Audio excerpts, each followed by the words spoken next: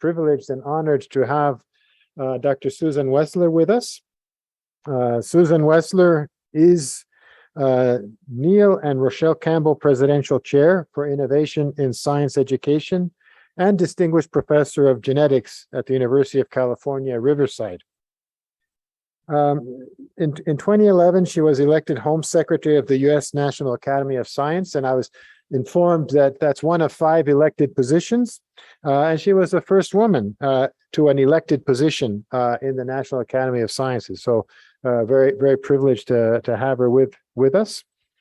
She's a plant molecular geneticist, and she's known for her contributions in transposon biology. I think we're going to hear more about that during the presentation. She was telling me this morning that she began her career at the University of Georgia the same year that Barbara McClintock won the Nobel Prize for her work on transposable elements, and actually then worked on some of those topics. So it was really quite exciting, I'm sure, and look forward to hearing more about that.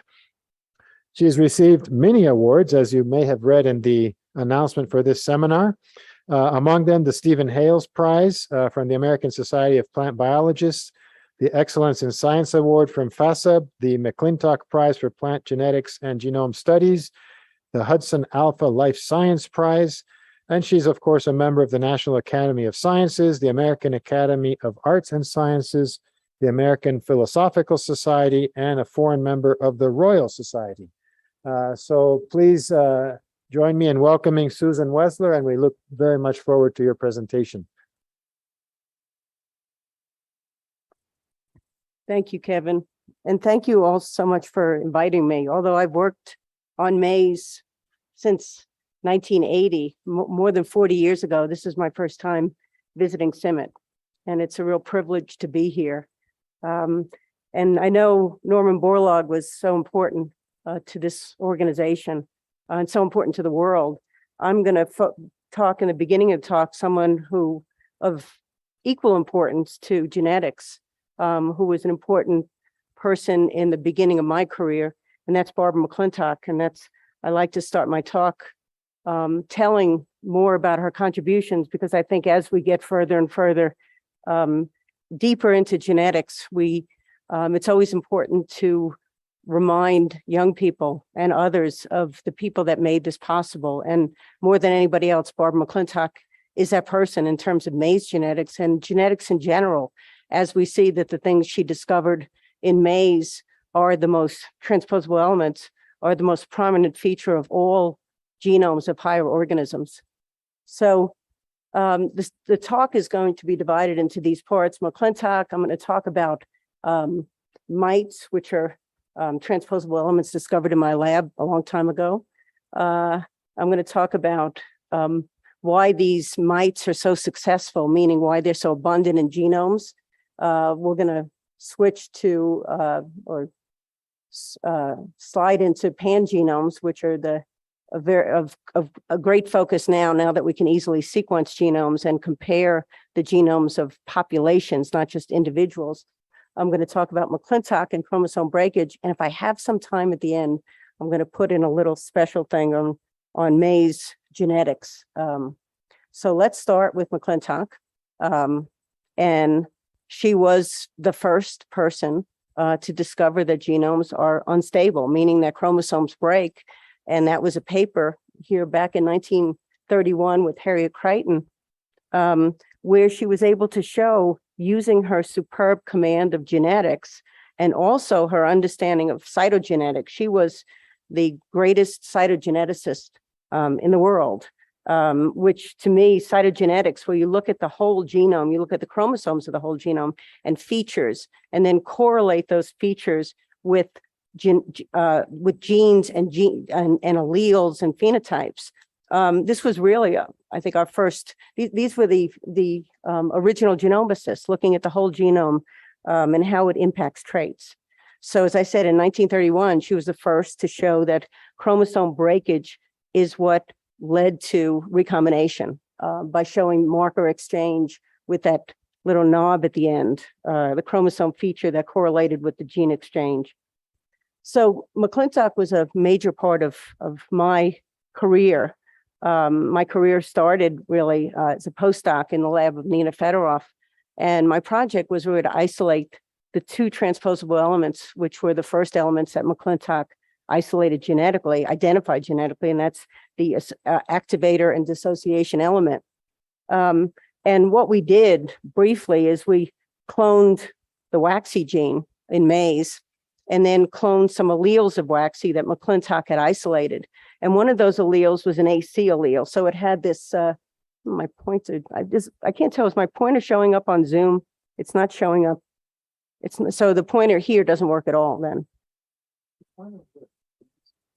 Oh, because I thought you said the other. Okay. You can use this one. I'll use this one. So it's, which is the pointer? Oh, the top one. Okay. All right. So this, but this won't show up on Zoom either. Okay. On Zoom. Oh, okay. Great. So essentially, McClintock, by cloning this waxy gene, we cloned alleles of waxy, and the AC allele had a 4.5 kb insertion. But we also cloned, and this is the point I want to make, a DS allele. So McClintock had shown a long time ago that the AC autonomous element, that the DS non-autonomous element was a deletion derivative. It said here, as predicted by McClintock, the DS element was a defective AC element. And as we found when we cloned both of them, the DS element had a 200 base pair deletion relative to the insertion in the AC allele. So again, and the theme here is really how McClintock has led the way, and we've just sort of backed it up with molecular proof. The other, and her real famous discovery, which was her, what she called change in phase. That is when alleles, transposable element alleles, change their behavior, but in a cycling way. So this is again the waxy gene, which is a starch biosynthetic gene. And what she showed is that sometimes when there was a transposable element in there, the transposable element would be very active, meaning it would excise from the gene frequently. Other times it would actually, the activity of the element would cycle. And you could see it here that only a quadrant of the kernel is having transposable element activity. The rest is silent. And then it could go completely off. It could go inactive. And then it could go back to active. So she called these changes in phase. When we isolated these elements back in 1987, work with sort of showing up there. Okay. Work with Paul Comet and Steve Della Porta, we were able to show that the element actually, what changed about the element was not its sequence, but its DNA modification. And we and other labs at the time were showing that activity and methylation would correlate. That is, when it was active, the element was demethylated. When it was inactive, it was highly methylated, and that correlated with silencing. So this was really, at the genetic level, the first evidence, or among the first evidence of epigenetic control, which is now dominates what we look at in genetics. So, and what I really enjoy, because it shows how ahead of her time McClintock was, the last paragraph of her Nobel lecture, she really leads the way by saying, in the future, attention undoubtedly will be centered on the genome, with greater appreciation of its significance as a highly sensitive organ of the cell that monitors genome activities and corrects common errors, senses unusual and unexpected events, and responds to them, often by restructuring the genome. So here again, 1984, we were mostly focusing on, genetics. What are genes? What do they look like? And here she's way ahead of her time, realizing that it's not just the genes, but it's the genome that has this major effect on regulation of genes. So I'm going to come back to McClintock a little later in the talk, but I'm going to talk now about, the discovery of an element, a family of elements in our lab, and continue from there. And this actually started with the first paper that was published in my lab, communicated by a wonderful maize geneticist and biochemist, Oliver Nelson, from the University of Wisconsin. And what Oliver had done is he had studied the waxy locus, which is encodes a starch biosynthetic gene. And he studied it. And because waxy mutants produce cornstarch, it was of commercial importance. So the breeders had collected lots and lots of spontaneous mutations. He made a genetic map of those mutations, a recombination map, And this was one of the first 2 recombination maps in a eukaryote. And so with Waxy, he isolated all these mutations. He looked at their recombination behavior. My lab, as I said in the first paper, using that old-fashioned technique of Southern blots, went in and showed that many of those mutations were actually caused by insertions. Many are retrotransposon insertions, and I think I'll be able to pick that up at the very end of this talk. But one of the insertions turned out to be of continuing interest in my lab, and that was this WAX-B2 insertion, which was nothing really special about it, except it had a small 125 base pair insertion that knocked out expression of the Waxy gene. So this was a small transposable element insertion.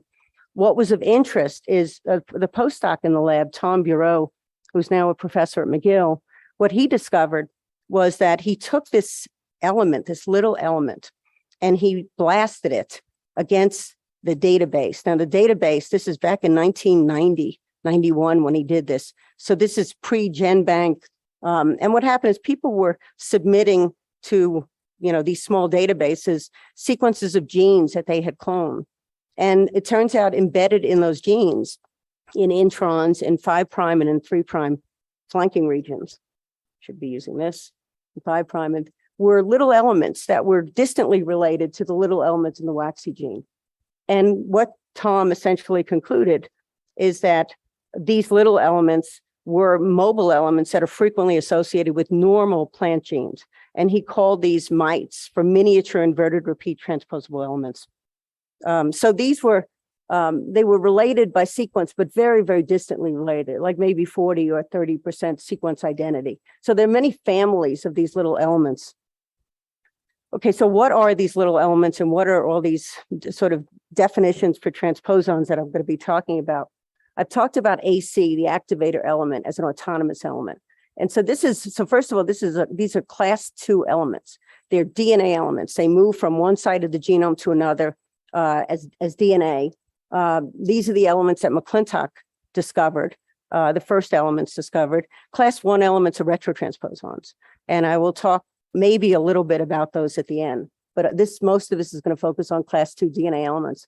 So these are elements that encode usually 1 or possibly 2 proteins that are involved in the movement of the elements, the transposase. There are also non-autonomous members of the family. And what you see here is, in this case, the autonomous element, there's been some mutation in it that's led to a smaller element. I mentioned before the DS element has a 200 base pair deletion in the middle of the transposase. So non-autonomous elements can move, but they can only move when there's an autonomous element in the genome. Okay. MITs, as we found out, are non-autonomous elements that, unlike regular autonomous elements, can attain very, very high copy numbers, like hundreds or even thousands of elements. So it says here, MITs amplify from a single copy to very high copy numbers. When they move basically the same way, they move in response to a transposase. Okay. So where do MITs fit in what I call the genome ecosystem?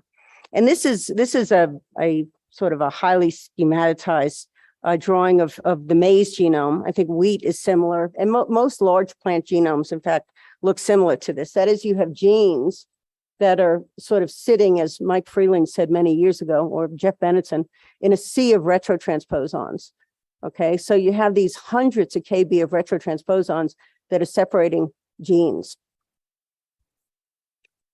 Sitting within the gene, so here shown the gene is expanded into introns and exons, are these little transposons, which were discovered by Tom Bureau in my lab, which are called MITs. And so MITs are sort of analogous to ALU elements and the retro elements that are in mammalian genomes. Okay, so MITs are the most abundant TE type associated with most plant genes. But what I was interested in, because I had worked initially on the AC and DS elements, is all the elements that people have found, they'd found in computer analysis. So they'd look at a gene, they'd find mites sitting inside of them. But the question was, what about active mites? How does a mite get to those hundreds and thousands of copies without killing its host or damaging its host so badly? So what we needed to answer that question and to answer others was an active mite family. So essentially, when you look at a MIT sequence. So you take a MIT sequence, you blast it, and you generate an unrooted tree. What you get is, you get this, an unrooted tree. And what this indicates is that at some time in the distant past, a single element amplified to hundreds or thousands of identical elements, then the amplification, the transposition was silenced, it was stopped. And all of those sequences over evolutionary time drifted to give you this phylogenetic tree. Okay. So what we did, and this is Ning Jiang, when she was a graduate student in my lab many, many years ago, used a computational approach to isolate a small mite, well, they're all small, they're miniature, an MPing, which we called MPing in the rice genome. So the rice genome sequence had just come out in 2002. And her and a collaborator in Sean Eddy's lab at WashU determined that this element was present in the Nippon-Bare genome, the sequence reference genome, about 50 copies, and about 40 of them were identical. And the significance of that is when an element is in that burst phase, and that's what we call it, a burst, when it's increasing in copy number, all of the elements are virtually identical. And it's over time that they change. So the strategy was to identify an element with many, many identical copies, and then look to see if it was actually active. So what we also found in the genome was what we thought was the autonomous element, and we were correct. Here's the little element MPing, and it is a perfect deletion derivative of a larger element which encodes two proteins, and so this is equivalent to the AC activator element. MPing is equivalent to the DS element, the non-autonomous and autonomous element. There was one copy of this in the sequenced Nippon-Bare genome. Okay, so I'm probably not going to talk about MPing a whole lot in the rest of this talk. I'm going to focus on MPing. So what we wanted to know is we had 5 strains, which we had obtained from a lab in Japan, from Tanesaka's lab in Japan. And what we wanted to know is, was MPing essentially active? Was it still moving? And the way we addressed that was using a technique called transposon display. And you see it here. So essentially what you're seeing is, this is the F0 generation. 10 plants, we run them all out using a technique like whatever. It's a technique where essentially you use a PCR primer at the end of the element and a PCR primer in a genomic region. And so all of these bands represent the MPing element because one of the primers is in MPing. And so what we did is, this is just a fraction of the MPing elements in the genome, but then we took this plant. So there's 10 different plants. We took this plant, selfed it, and looked at the next generation, took this plant, selfed it, looked at the next generation. And what you could see is that the elements are increasing. There's new elements, new insertions. And in fact, if you look here, here's a new insertion in the plant we planted, and in the next generation, it is segregating because the element is only present in one of the 2 gametes, okay? And so every generation, you're seeing more and more elements in the genome. So in short, basically what we found is there were 10 to 40 new insertions per plant per generation, which is an incredible increase in copy number in plants that were seemingly healthy. So what we wanted then to know, well, a couple of years later, how we have these 4 strains where the element is bursting. How common is this in rice? And it took us, another 10 or 15 years to be able to address that question, because that's when this wonderful result came out where 3,000 rice genomes were sequenced using Illumina sequence. And Jinpeng Chen in my lab was able to scour those genomes and essentially look for ping and MPing. And essentially what he found was that MPing is present in most, oops, wrong way. Okay, sorry, pressing the wrong button here. Go back here. Come on. All right. So let me do it here. So MPing was present in virtually all of these 3,000 accessions. However, it's only rapidly increasing in copy number in the few strains that we actually were looking at. So this is a burst that's very, very, very recent. It's happening, probably we figured out just in the last 100 years. So the bursts have only been found in previously characterized accessions. Okay, so what I'm saying is, I'm saying that MPing is a successful element. What does that mean? So most transposable element families meaning autonomous and non-autonomous elements, are unsuccessful, meaning that they have minimum impact on the gene and genome evolution because they're present in low copy number. When they move, and the reason they're present in low copy numbers, they're mutagenic. They insert into genes, into exons. Another reason is that they're silenced. So the host recognizes them and rapidly, through small RNAs, silences it. In contrast, successful transposable element families can attain high copy numbers because they possess what I call biochemical features that facilitate their amplification. So MPing and PING are a successful family because they can attain very high copy numbers.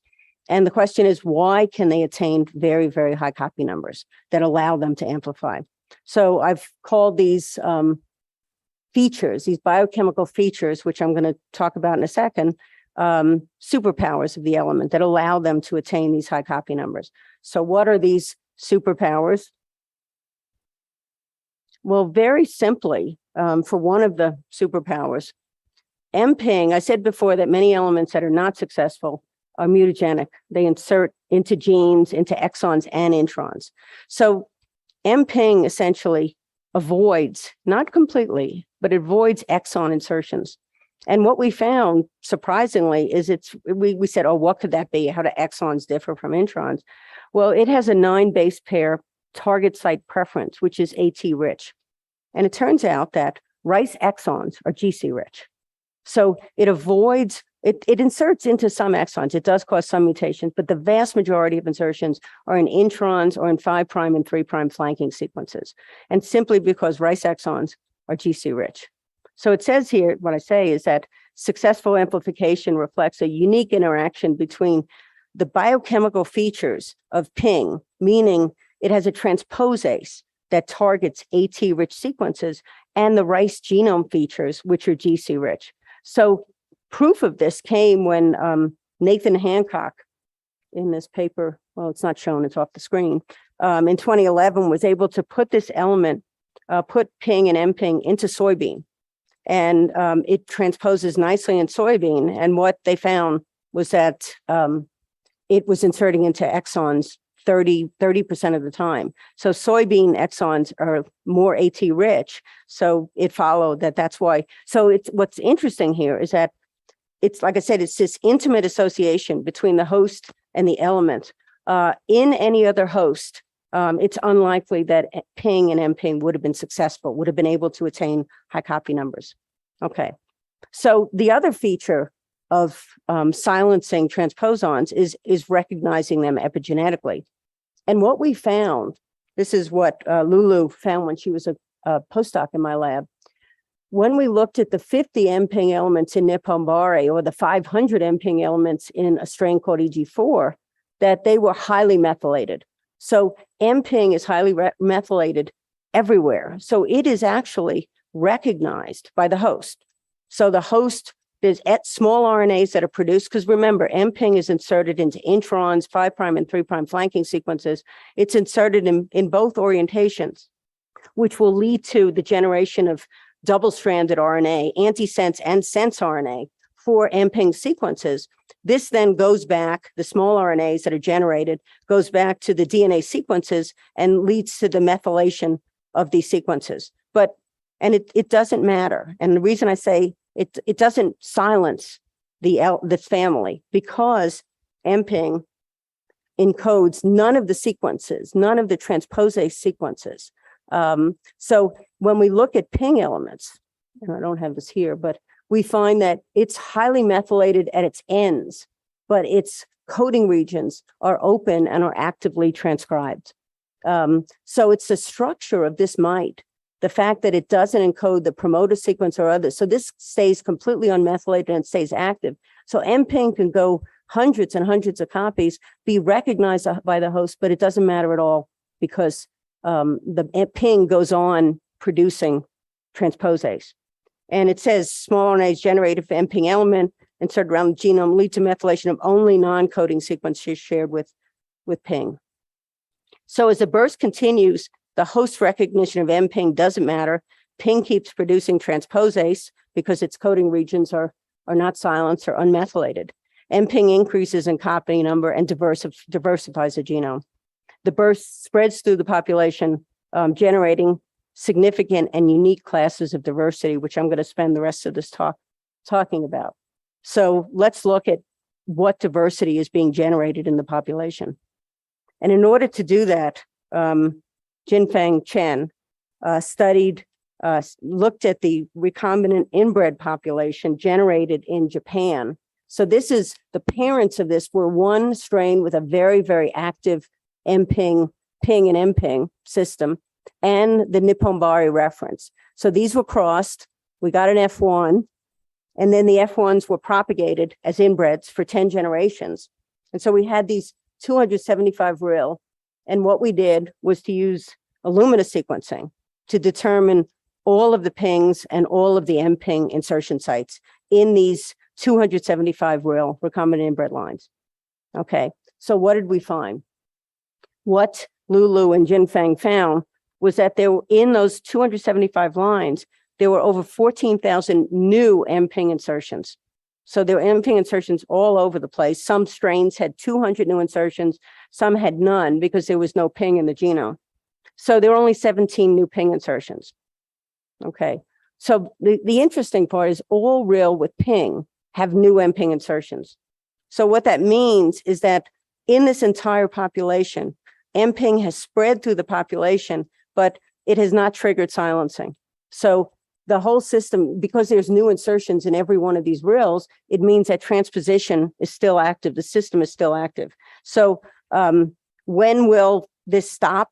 Wait, let me go back a little bit. When will we see silencing? What we predict is when ping transposes into a region where it will generate antisense, it'll silence ping. But so far, we haven't seen this happen.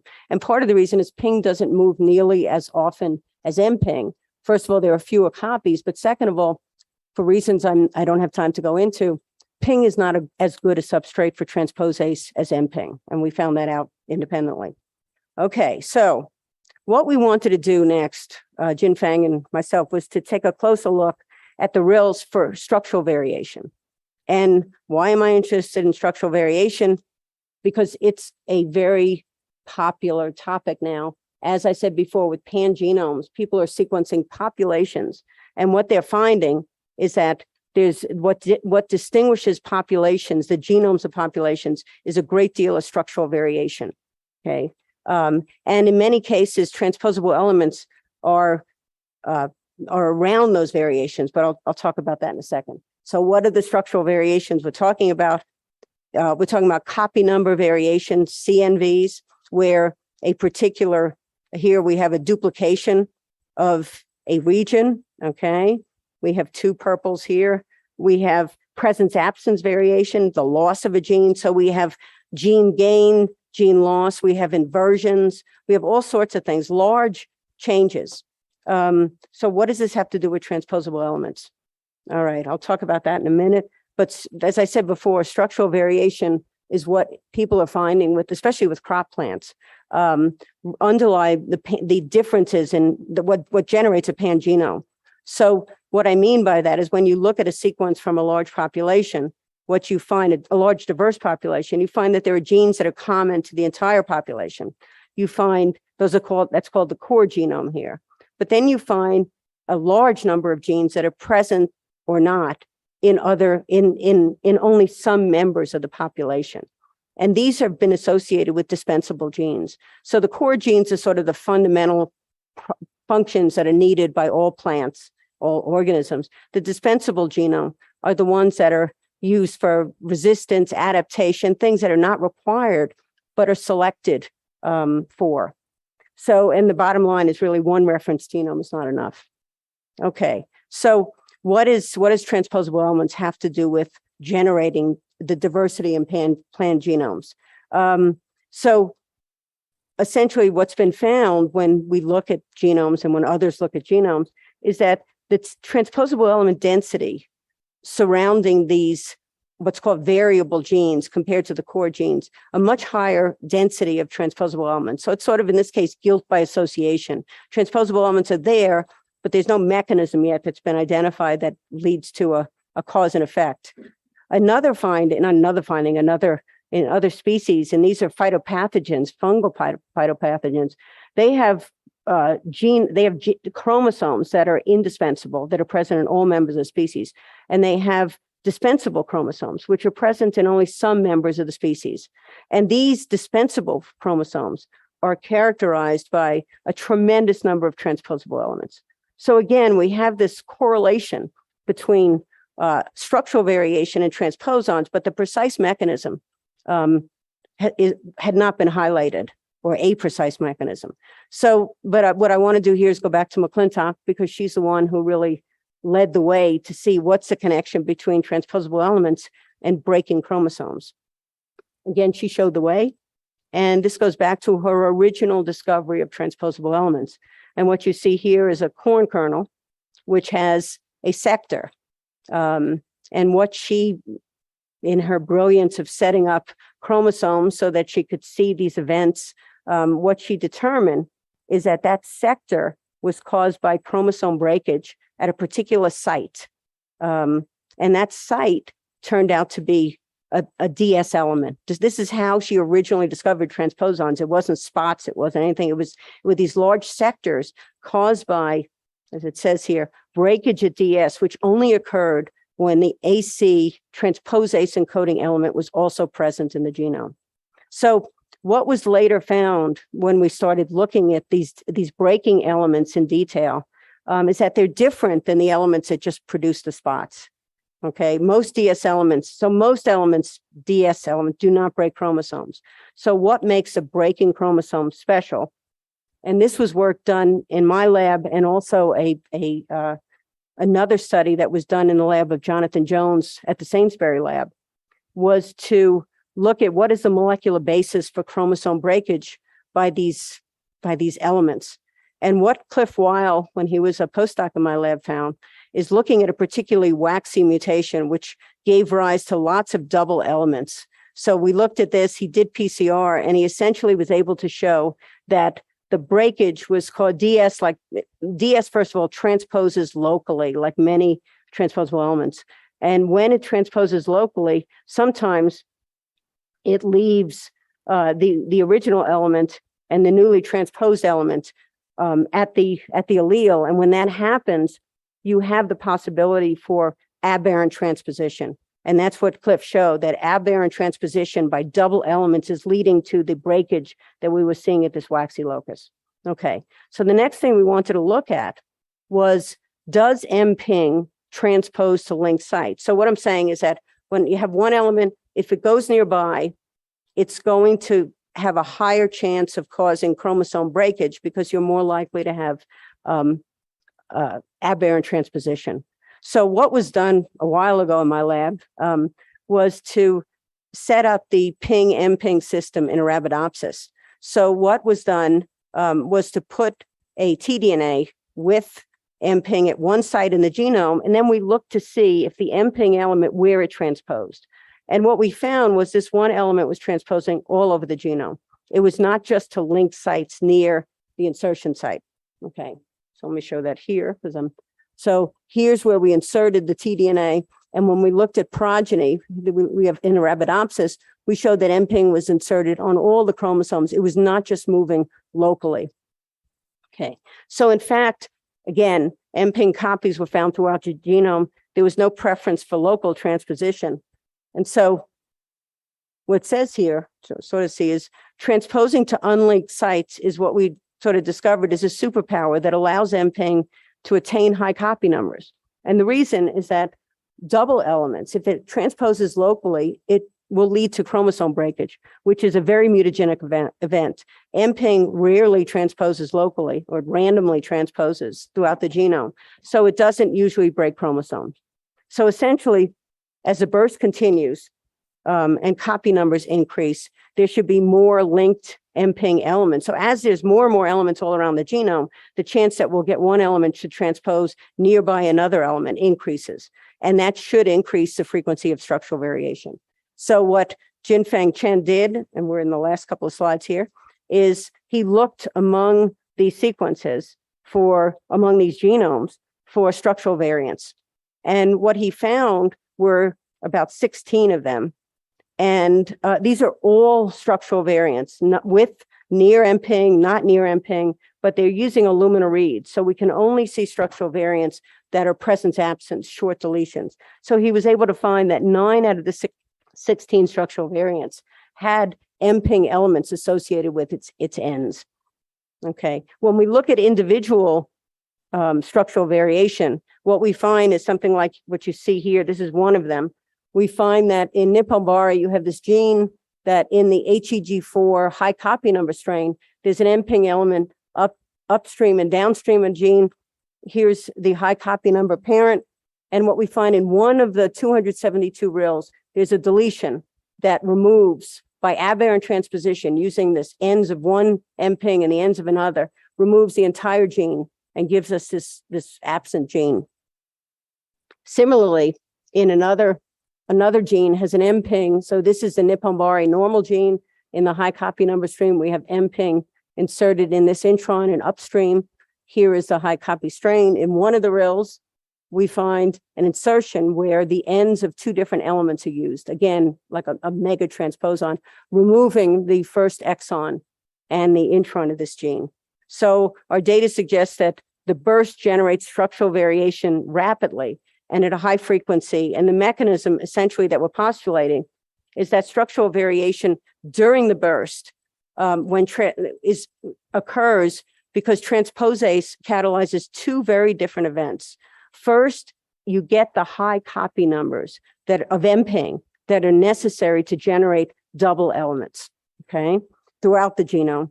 The second is that you need a cut to generate these sorts of events. The cut comes from the transposase, which cuts at the end of one or both elements, generating these aberrant transposition events leading to structural variation. So, what do we have here? I think we're getting to the end.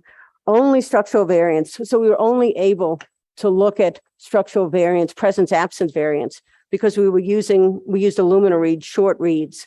And we know from studies in humans that about 80% of structural variation is missed when you use short reads. So you're missing the large events, the copy number variants, the inversions. And in fact, we looked to see, we used PacBio on a couple of these parents. And what we found was the following. We found an inversion, 135 kb inversion that distinguishes 2 of the high copy strains. And what we find at the end of the inversion are 2 MPing elements. So I can't really go into details here, but clearly this mega transposition event inverted this 135 kb region that distinguishes D2. So these elements, the burst has contributed minor and major structural variation. So I'm really not going to go into this. There's no need to go into this or this. Essentially, what we're looking at are other, we're looking at other recombinant inbred populations. So I had said that in the first population, we have I want to talk about this is very brief, the 14,000 new insertions. We're very, very interested in those insertions. We have 2 other real populations that we're currently sequencing where the parents had much, much higher numbers. Both had bursting strains. We expect, up to 20,000 more, close to 50,000 insertions of MPing scattered throughout the rice genome. So we're sequencing by short read. We're going to sequence some with long read. But the important part is Bob Schmidt's lab at the University of Georgia is using these insertions. He's determined that about 50% of these insertions are into what's called accessible chromatin regions. So the MPing insertions are going to be, and these are regions that are hypothesized to be involved in gene regulation. But the problem is that it's very hard to determine if any particular insertion is actually regulating the expression of a nearby gene. So what he has found is we can then use these MPing alleles that are into particular accessory chromatin regions and see if the nearby genes, the expression of the nearby genes are changed in regulation. So I think I've used up my time, and I want to thank the funders, NSF, Plant Genome, USDA, and I don't have HHMI on the slide, but it's there. And thank my collaborators, especially Jinfeng Chen, Lulu, Jim Burnett, and Yutaka Okamoto, who has provided the real populations. So I'm happy to take questions if there are any on Zoom or whatever. Thank you. Thank you very much, Susan, for a very exciting presentation.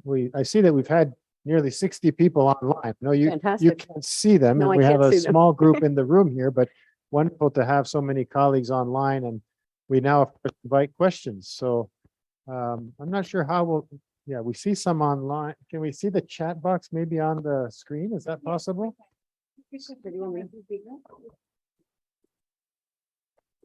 Oh, maybe it's yours. Can you explain this to an agronomist? It's not No. Okay. Do you want to read the question? Go ahead. Yeah.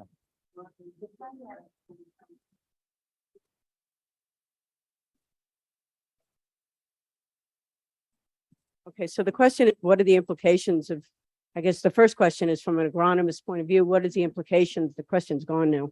Oh, there it is. Difficult to grasp these concepts. In your view, what are the implications of these transposons crop breeding for specific traits such as nutritional quality, drought, or pest resistance? I would say that the significance of them is that what the diversity, the existing diversity that breeders have been selecting from, many groups working on tomato, working on soybean, working on rice, and now working on maize, are finding that QTLs and many of these important traits are associated with structural variation. So in the past, transposable element activity is likely responsible for some or much of this diversity. Using it in the future, I don't really see it being of use because it is random. What I see is, I mean, if you can go in and do CRISPR strategically, it's much more useful than doing massive mutagenesis of the whole genome and looking for specific things which you can select for, as I said, using a CRISPR-directed strategy. So in the future, this is really a basic concepts here.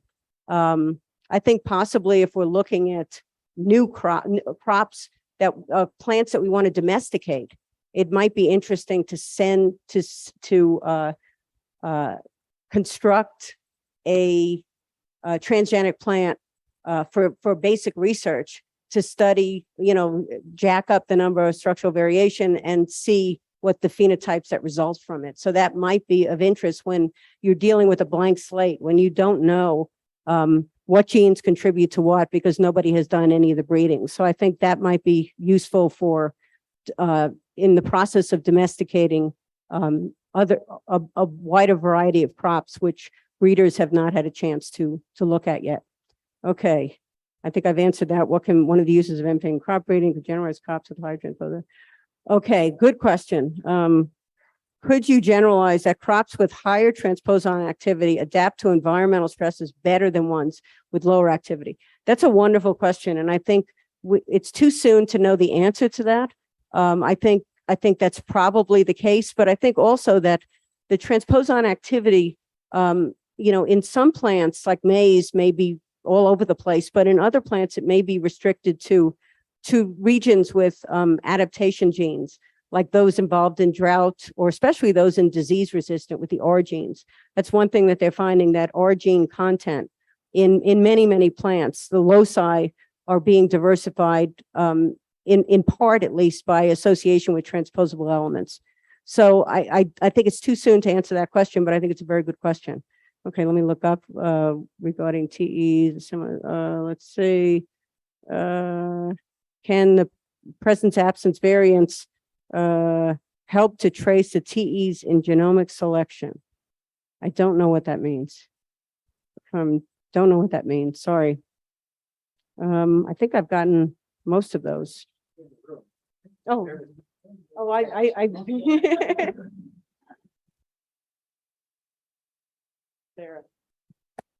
Yeah, thanks for the nice presentation. You mentioned the 3,000 genomes, and within that subset of accessions, there was one pocket that had a very high burst activity. Those that did not have the high burst activity, was that effective ping silencing of the reading frame, or some other feature? Okay. So of those 3,000 strains, the ones with the burst are ones that have high ping copy number. So the other strains, much like the reference gene, so of those 3,000 strains, 2,700 of them have no ping at all. And they have anywhere from 25 to 50 M pings. So we're almost positive that if we cross ping into those strains, it would activate the M pings. And it needs to be probably more than one ping, because as I said, Nippon Vari has one ping, and it's not enough to lead to the burst. What I didn't mention in the talk is that the bursting strains have between 7 and 12 copies of ping. And it's a simple dosage effect. So as you increase the ping copies, you increase proportionally the transcription coming from ping. And we presume that also increases transposase activity because we get more M ping movement. So it's actually really simple. We haven't seen any silencing yet of ping, right? So we think that it's so early in the burst. It's much like in Drosophila with P elements, that during the 1900s, the P element moved. It got into the melanogaster species and spread all over the world, until it was found in the lab where they found the P elements. So what we think here is, Drosophila is a wild species, not domesticated like rice, which, they could fly, they can go all over the place, and they interbreed. Rice is generally a selfer, and it's planted by humans. So I think that this system could be really detrimental if it was let loose, by crossing or whatever, into rice inbreds and what have you, because I don't think it'll be silenced anyway. Right. You have a question? Yes. Well, first of all, thanks for the nice seminar, which Thank you. I enjoyed very much. So you never use the word jumping genes, which is when we were growing up, and so maybe you could give some reason. But the other thing I wanted to ask, when you used all these recombinant inbred lines, they must be phenotyped by people. Did you go beyond to see any specific correlation with the presence, absence, and number of pings? Yeah, great question. With any trait of interest, which some people are perhaps here. Well, the reason these lines were created in the first place was to look for phenotypic diversity. And what we found, first of all, is that there wasn't a whole lot of phenotypic diversity. And part of the reason is because it doesn't insert into exons with a high frequency. But the strains, the high copy number strains, are starting to get a little sick. So the problem is, if we find a phenotype associated with a particular line, recombinant inbred line, there's so many differences among all of these lines that it would be hard to say that it's due to this particular insertion. Because as I mentioned, there are 14,000 new insertions in all of these lines.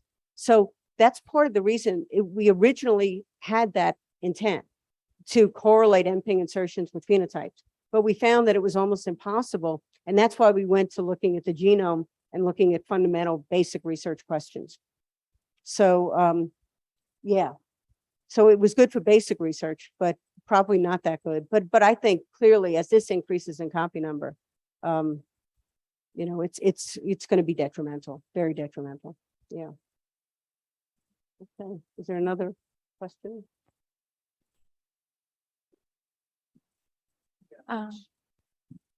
There's a question from Tanda. I think you can read it here. Yeah. Can you hear me, Kevin? Yeah, please go ahead, Tanda. Yeah, I tried to type. I just couldn't type this morning. But so my question is, So it's really related to what we do as breeders, selecting for different traits. So my question is related to marker-assisted selection, for example. So one of the key underlying assumptions for that is we assume that genomes are linear. And yet what you present here, it looks like a more chaotic picture where genomes are not really linear. So my question is, what are the implications of your work of transposons on this assumption, and especially on marker-assisted selection for different traits? I didn't get that. If somebody Yeah, could- so I think he's talking about, we're doing a lot of genomic selection now in our plant breeding work. And of course, we're associating random markers to phenotypes and selecting based on them. But your presentation suggests a lot of sort of chaotic, meaningless genomic content. So what would you say about that? Yeah. Well, these strains are special. Okay, so most genomes are pretty stable, very, very stable, in fact. So as I showed, in the 3,000 other strains, the strains we're working on accessions are really the only ones where this burst is ongoing. So, what I didn't get to show at the end was the work of Hugo Duner, who has shown recently, about the last 2 years, that spontaneous mutations in maize, which are, which are pretty high copy number, that spontaneous mutations are often, or high frequency, like 5 times 10 to the 5th frequency of spontaneous mutations, are mutations occurring in the male by the activation of retrotransposons. So that's more a phenomenon that you might encounter in breeding. It's still rare events, but there are quite a few mutations that are thrown off by the insertion of retrotransposons, low copy retrotransposons. And as I said, I had it at the end of the talk, but I didn't go into it. But it's work of Hugo Duner, and I ask, but generally I think the lines you're working on are stable. I think you can trust what you're doing. And if we're studying transposons, we look at strains where they're moving around.